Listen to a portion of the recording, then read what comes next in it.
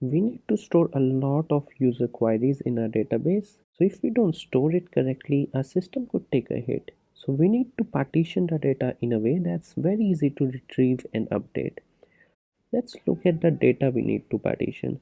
We'll be visiting a lot of URLs and we need to keep track of the URLs we have visited so far. We also need a way to not crawl a URL again which has already been crawled. So for that we can use a checksum technique. So we will also need to store checksum corresponding to URL.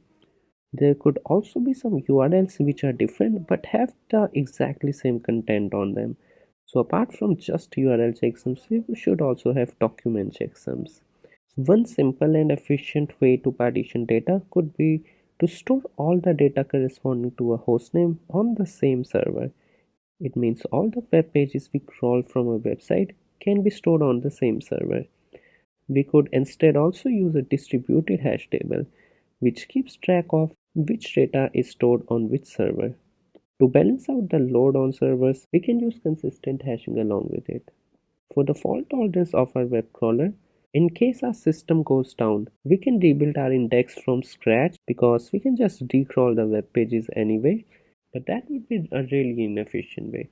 So instead, we could take periodic snapshots of our server to a cloud-backed server. And in case these snapshots are lost for some reason, then as a last resort, we'll need to rebuild our index from scratch.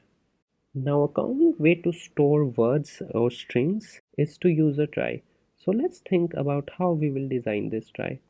We could have a simple range-based partition on this. The first level of partition could be first letter, the second partition second letter, and so on. The problem with this is that there are some very commonly used letters like E which would appear in a lot of queries. So that may overload some of the partitions. Another approach we could take is hash-based partitioning.